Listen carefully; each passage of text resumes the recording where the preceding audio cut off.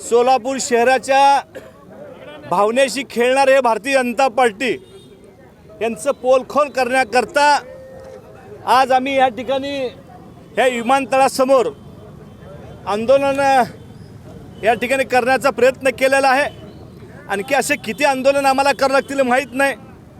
आजपर्यंत तारीख पे तारीख हे फक्त कोर्टाची ऐकली होती, पण हे भारतीय जनता पार्टी व त्यांचे नेते मोदी साहेब यांनी अनेक तारखा दिल्या आणि सोलापूर शहरातल्या लोकांच्या भावनेसाठी खेळण्याचा प्रयत्न केलेला आहे। एवढंच नाही तर विमान सेवा चालू होणार आहे, तिकीट बुकिंग करण्याचं काम गोवा, मुंबई, बेंगलोर अनेक माध्यमातून पेपरच्या इथली सेवा सुरू झालेली आहे आणि आता तिकीट बुकिंग करण्याचा या ठिकाणी प्रारंभ झालेला आहे। असं देखील उद्घाटन त्यांचे जे विमानसेवा त्यांच्याकडे मोहोळ साहेब जे पुण्याचे जवळचे आहेत त्या देखील मंत्र्यांनी खोटं बोलावं आणि अनेक वेळा आमच्या सोलापूर शहरातल्या व्यापारी असतील, संघटना असेल, आमचे खासदार प्रणित शिंदे असतील यांनी मागणी केली किंवा सोलापूर शहरामध्ये गेल्या वर्षी नोव्हेंबर महिन्यामध्ये मोदी साहेबांनी पुण्यात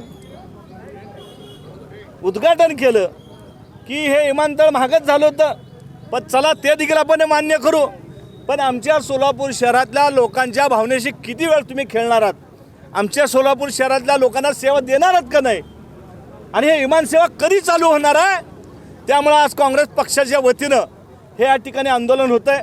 आपण बघितलं आता एक भोलेनाथ ते देखील म्हणतात यांचं काय खरं नाही, जे लोकांचा विश्वास यांच्यावर संपलेला आहे। त्यामुळे हे आंदोलन एक आगळं वेगळं आंदोलन ह्या ठिकाणी काँग्रेस पक्षाच्या वतीनं व खासदार प्रणित शिंदेच्या मार्गदर्शनाखाली गणेश डोंगरातील विनोददादा असेल, आमच्या महिला अध्यक्ष सगळ्यांच्या वतीनं एक संदेश सोलापूर शहराला द्यावा की भारतीय जनता पार्टी हे फक्त गेलभिवडे फक्त बोलू शकतात, कामं करूच शकत नाहीत।